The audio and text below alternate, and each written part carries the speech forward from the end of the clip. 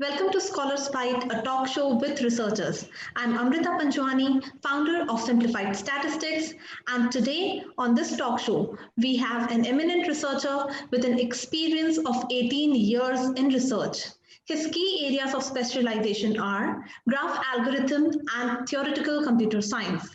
He has contributed to the research field with 2 books and 250 plus research papers. A warm welcome to Dr. Saket Saurabh. Thanks a lot for inviting me to your talk show. I'm very glad to be here today and talking to you. That's my pleasure, Dr. Saket.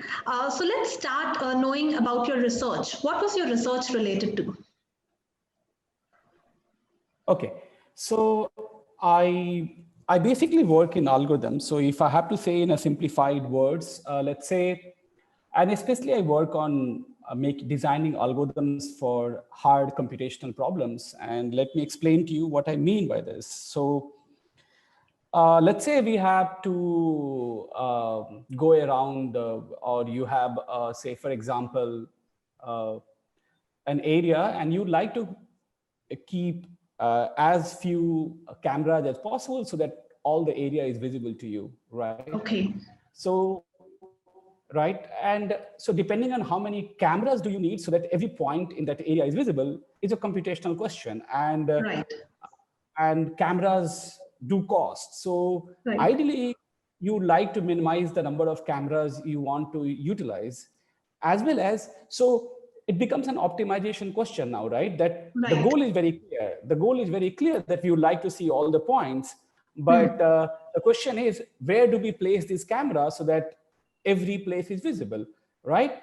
And we would like to minimize this number of cameras. So these are the kind of questions which requires algorithms to deal with it. And these are not the questions which are easy to attack or easy to answer. And you need algorithms for these problems. And so we need algorithms for these kind of problems and questions. But the difference between I'm a mathematician or by practice, or theoretical computer science by practice. So when we design algorithms, it's not heuristics. I mean, it is always work. It will always give you the best solutions that we are looking for. Right. So that's a basic difference between how heuristics or how the way things work in practice. But in computer science, we prove, like using maths, that hey, we are able to make such an algorithm with such a guarantee. It takes this amount of time or this amount of effort to do this. And this is where the maths comes in, and maths comes in. So like you said that there would be a final solution that can be proved through the algorithms, and there's a lot of mathematics involved in it. But isn't there a scenario where if I say through different approaches, the final output would be different? Does that happen? No, it wouldn't. This is the point, right? But the point is, the algorithm itself is not mathematics. Algorithm is like just a simple program which you can code and find a solution, right? Okay. The fact that the algorithm is giving you a correct solution requires maths to prove it. Okay. But the algorithm itself is, for example, if I'm making a tea, there are basic steps to make tea, right? So similarly, to find this camera, you have basic steps to follow. So that part, any programmer can program, and that is good enough, right? Okay. But I'm also interested in that my algorithm is correct. It does gives me the correct answer, right? Yes. And that aspects. So a practitioner or a programmer doesn't need to worry about those aspects at all. All he can worry about is like 10-line codes. He writes a program, gets his solution, and uses it in practice. So that's a basic difference between. Yeah, so that's a basic difference. Like he does not need to know the analysis at all. Okay, so what were the challenges or what were the difficulties that you faced while you were pursuing your research? Since you told me that it was done in 2008, what were the challenges? I finished my PhD in 2008. So like, so in the beginning, like I started my like doing my research during my undergraduate with Professor Venkatesh Raman as like a summer intern. Like so, it was a kind of let's say trend at that point of time to do something other than your normal studies during summer break, which is like 3 months. So I approached him and he gave me a problem to work on. Okay. And so in the beginning, it was nice. So for the first 2 years, like my undergraduate and master's, I did research and got some small results here and there. And that was very encouraging. Great. But during my PhD, 2004, when I started, August 2004, I started my PhD at Institute of Mathematical Sciences. My advisor gave me a problem, which was very difficult. In retrospect, it was a very difficult problem, and I did not have results for next 1.5 years. Oh God. Yeah, and but what I you get discouraged as a researcher because you're trying very hard and still there is no end. And since it's like a mathematics, as I said, either you have a result or you don't have a result. So like it's a binary in that sense. Right. Okay. But what I learned during this period is how to modify the problem that still will be appreciated by other people, and still it is meaningful to solve it, right? Great. So like this experience has taught me many more things. Like I learned a lot of different approaches to attack hard problem, difficult problem. So those were positives, but you don't see those positives when you are going through this. You only understand these positives down the line 5-6 years later when you are more mature. But at that time, it's a challenge. Right. Yeah, it's a frustration. Hard. True. Yeah. So that was I think that was the major difficulties that I faced. And also that something which, I mean, in retrospect, it doesn't look like difficult is that, so so I did my undergraduate at a completely research-oriented institute, and as well as my master. So in my batch, there were just 6 students, 6 of us. Oh God, okay. Half of them left to different parts of the world to do PhD. Oh my God, after undergrads. And whoever remained, they also left for their PhD after their masters. So I was the only person from that batch of 6 who remained in India to do PhD. Okay. Wow. And it's not that it happened that way. So after my undergraduate, I did had an offer from University of Waterloo to pursue my PhD, but somehow because of different regions, like I couldn't get visa on time, so it didn't materialize. So finally, I ended up being in India doing my PhD, and somehow there was like this. I wouldn't say fear, but like all your friends have gone, and like you think that maybe that's the right way to. That's the right way. And I've heard that people say that in India, if you do research, it's much more difficult because the lack of resources, lack of infrastructure. So how did you feel about it when you were pursuing your journey? Different people have a different journeys. So while like when we talk about resources, maybe it is more applicable to applied sciences like physics, chemistry, biology, where experiment is. But in mathematics, all you need is pen, paper, head, and a board. So in terms, what about the environment, the aura, the people around you? So this is also a very, of course, it helps if you go to a very good place, because the place simulates you in the following sense. Is that when you are especially down and a bit frustrated with your thing, if you see someone around you working hard, you get this feeling to work hard again. You get my point? Exactly. Right. So of course this is something which is which does affect researcher. Is, as you said, the atmosphere and the vibrant atmosphere. But personally,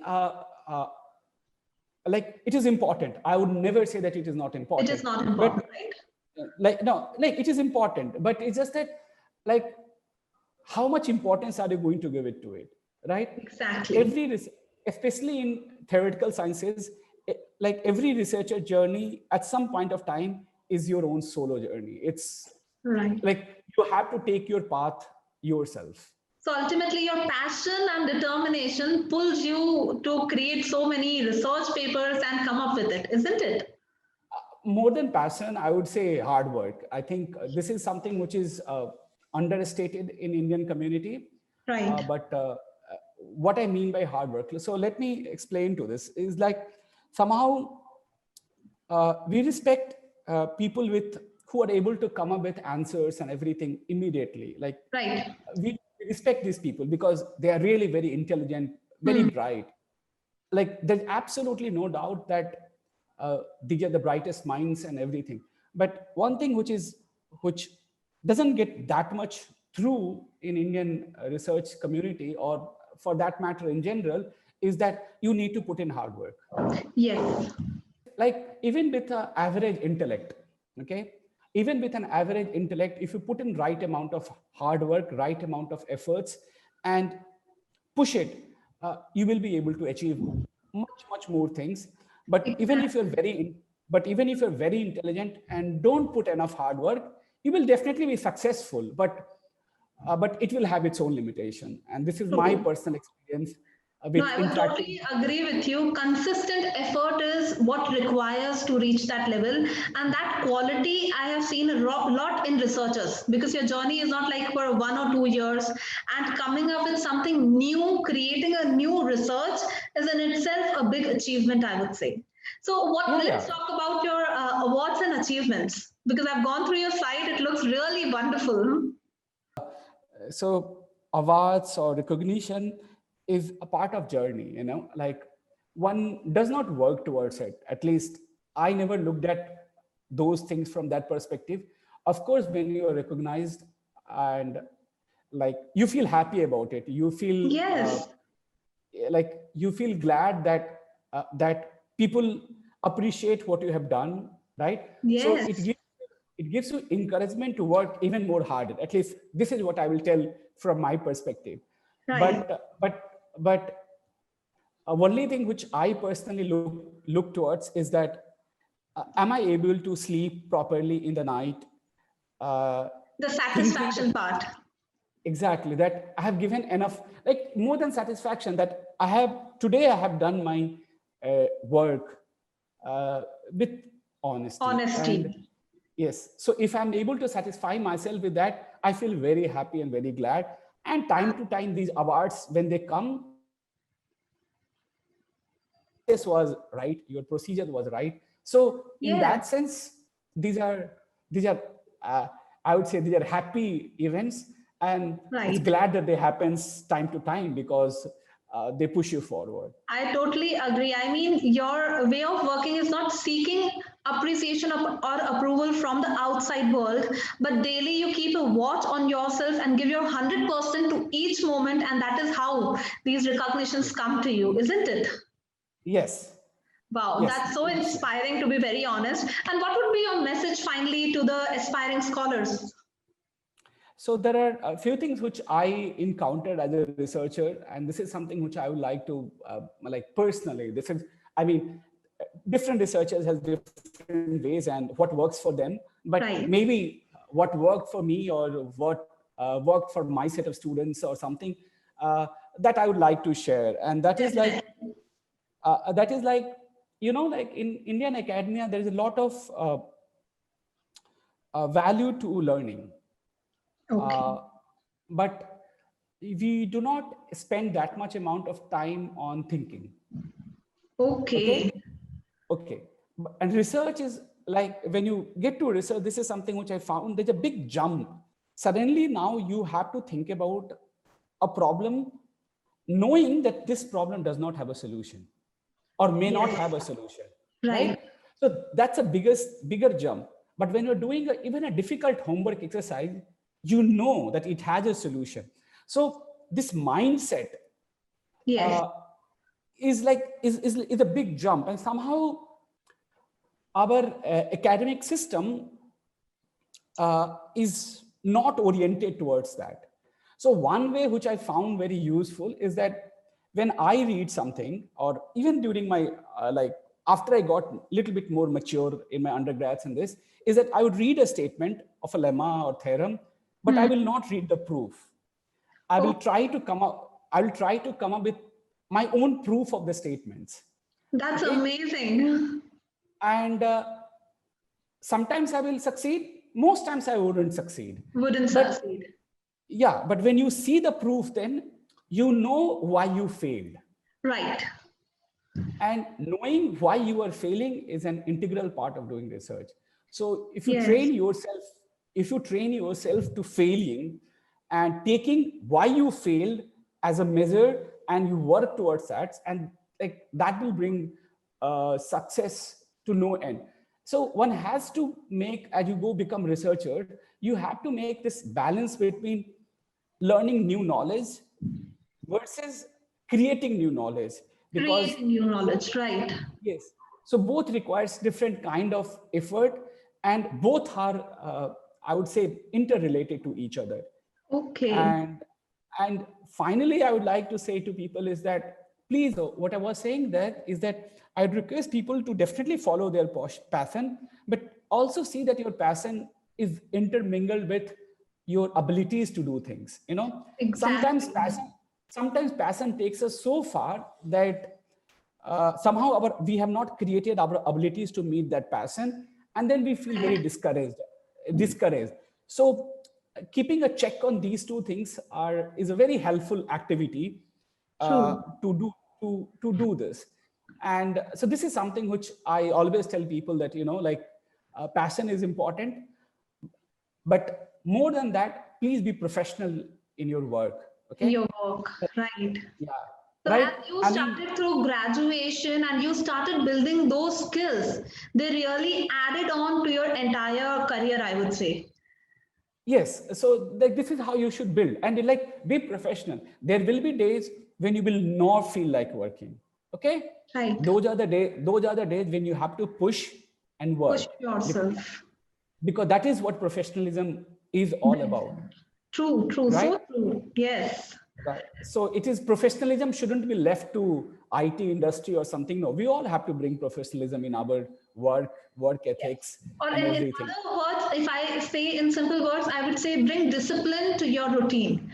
If there Of is course. discipline, you can achieve and you can move mountains. But if there is no discipline, there is no control on your own self, it's very difficult to go and cross challenges.